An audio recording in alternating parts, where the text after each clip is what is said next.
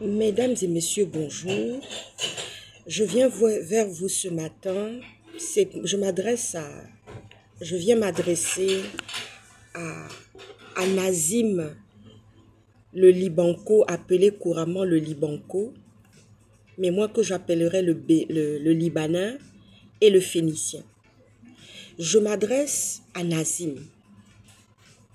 Nous rentrons dans une période actuellement d'une élection électorale à haut risque où les boules puantes sont en train de sortir actuellement envers des personnes qui n'ont jamais égratigné quiconque, qui n'ont jamais agressé quiconque. Je veux m'adresser là à Jonas Mulenda, qu'on est venu encore accuser une énième fois en disant que il aurait fait un attouchement sur sa fille. Le Libanco, le Libanais, le Phénicien Nazim, retourne chez toi. Le Gabon, ce n'est pas ton pays. Tu as un pays qui est sale, où vous êtes des fossoyeurs, où vous avez l'habitude de ne pas gérer votre État. La preuve en est qu'il est en faillite. Le Liban est en faillite.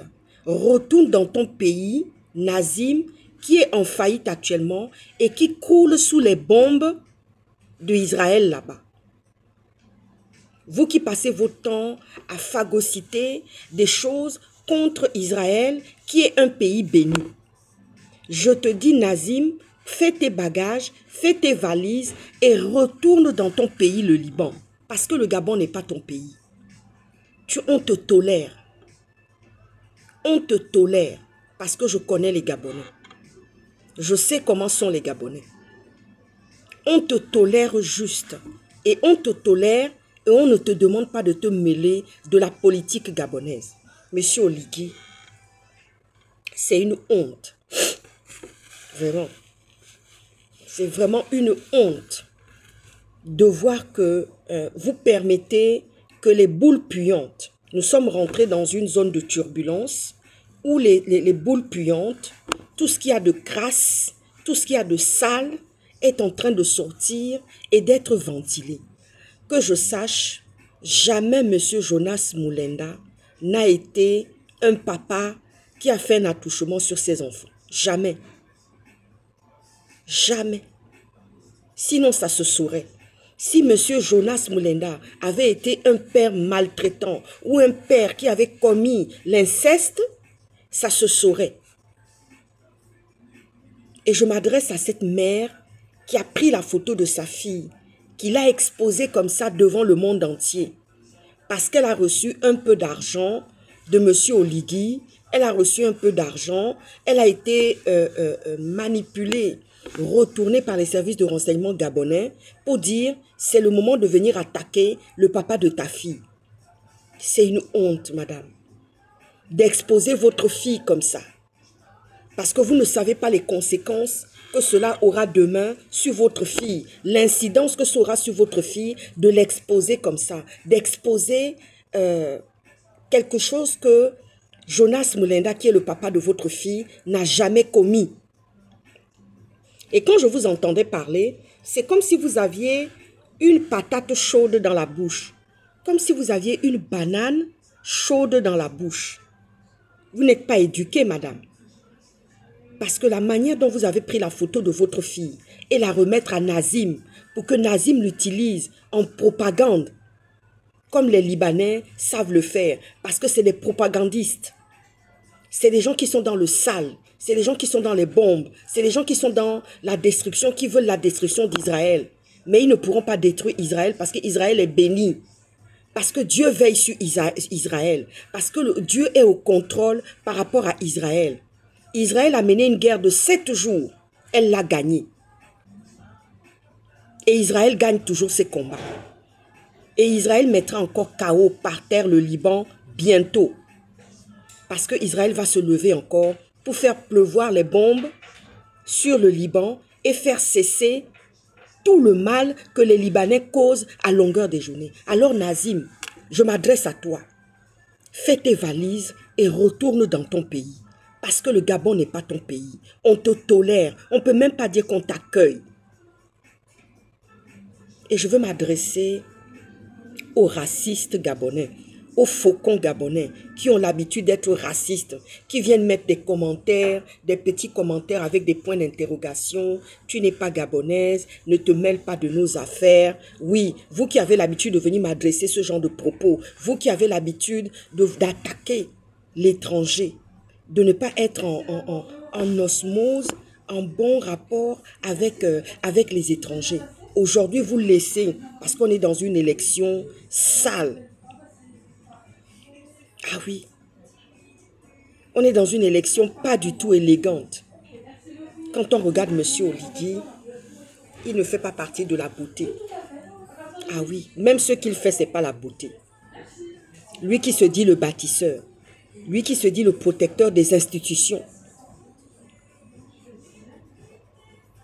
Quand on regarde M. Oligui, il ne représente que la saleté. Il ne représente pas la beauté. Il ne représente pas la paix. Il ne représente pas la sérénité. Mais vous savez, les Gabonais sont comme ça. Il y a une partie de Gabonais qui ont décidé de choisir M. Oligui parce que M. Oligui, soi-disant, est un bâtisseur.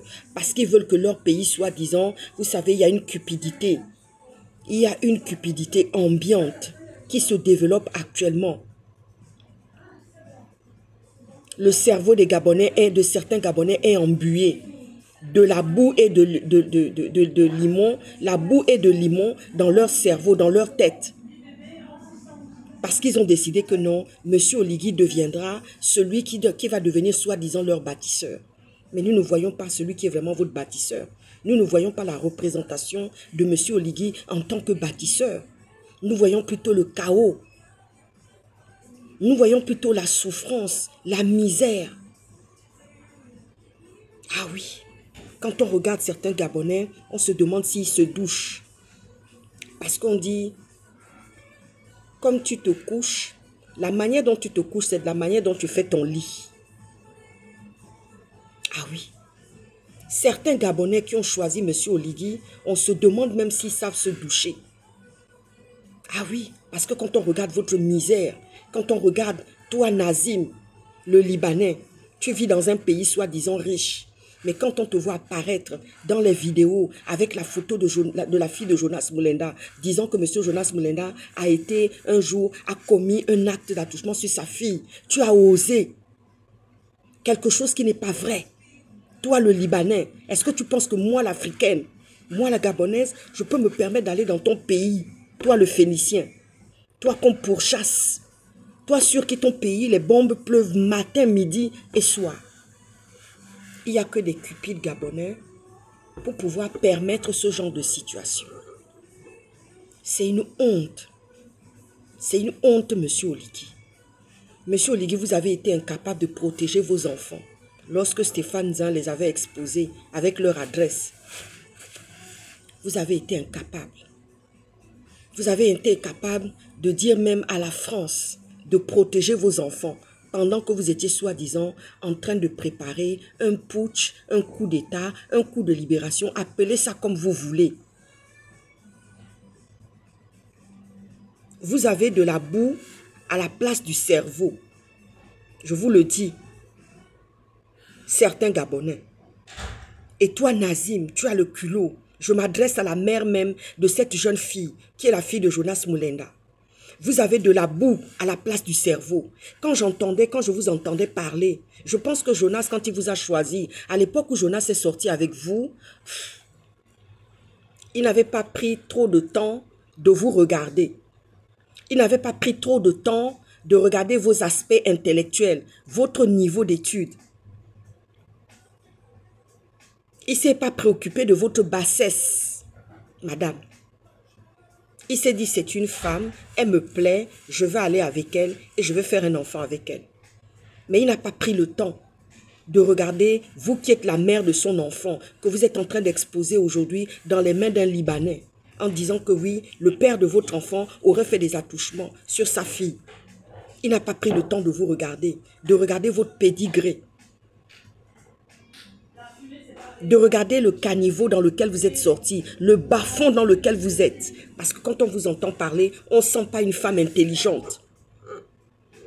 On ne sent pas une femme qui a quelque chose dans le ciboulot, comme dit lui-même Jonas Mulenda. Quelle honte! Honte les rejets des candidatures que la Cour constitutionnelle a rejetées, sans compter le caniveau dans lequel on se trouve actuellement. Monsieur Oligui, vous vous prenez pour un bâtisseur. Et vous venez accuser Jonas Mulenda. Mais de quoi avez-vous peur? Tout simplement parce que Jonas Mulenda n'a pas voulu poser sa candidature. Subitement, vous avez peur. Vous êtes gêné aux entournures. Et monsieur Mulenda se présentera un jour. C'est une question de temps. Ne soyez pas pressé, monsieur Oligui. Puisque vous avez dit que oui, il restera 14 ans, il ne va pas rentrer, lui et Opianga, et tant d'autres. Moi aussi, on m'a mis ça. Oui, tu ne rentreras pas pendant 14 ans. Mais est-ce que j'ai besoin de rentrer dans votre sale pays? Ah oui, quand on regarde certains Gabonais qui ont choisi d'aller avec monsieur Oligui, on se demande s'ils savent se laver. Ah oui. Ça fait pitié, c'est pathétique. Les étrangers vous regardent tous les jours. En off, comme ça, je discutais avec un journaliste ivoirien qui me disait, mais attends, tes frères là aussi, c'est quoi? On dit qu'ils sont dans le pays riche là. On dit qu'il y a l'argent. Tous les jours, on parle des milliards. Tous les jours, quand Oligui sort, quand il y a quelque chose sur Oligui, c'est scandale de milliards. On ne parle que de milliards au Gabon. On ne parle que des scandales de milliards. Mais quand tu regardes les Gabonais même, quand tu regardes même lui-même Oligui, on se demande comment il se douche. Ah oui. Vous, monsieur Oligui, quand vous allez au Sénégal, quand vous regardez Diomaye là, quand vous regardez Sonko là, ah oui, on sent que c'est quelqu'un qui sait se doucher. Et puis, il peut mettre un petit truc sur lui, ça lui va. Mais on vous a vu au Sénégal la dernière fois, hein, avec votre épouse. Vous avez voulu faire folklore, comme au Sénégal, les petites tenues. Mais quand Diomaye et Sonko là, mettent ça là, sur eux-mêmes, après avoir cette douchée là, on dit oui, voilà des gens. Quand vous allez en Côte d'Ivoire, vous regardez les Ivoiriennes. Quand vous regardez les Ivoiriennes là, quand elle finit de se doucher là, elle met quelque chose sur elle là. Tu dis oui, elle a mis quelque chose sur elle. Quand vous voyez la diaspora de France, celle qui respire la fraîcheur, quand vous les voyez, vous sentez que oui, ils savent se doucher. De Franck Biziki jusqu'à Princesse Souba, jusqu'au Phoenix, jusqu'à Jonas Mulenda, jusqu'à Tata Huguette, jusqu'à Suzanne Barat, on sent que oui, ils savent se doucher. Ce n'est pas les poissonnières. Ah oui, parce qu'il y a des gens qui savent se doucher.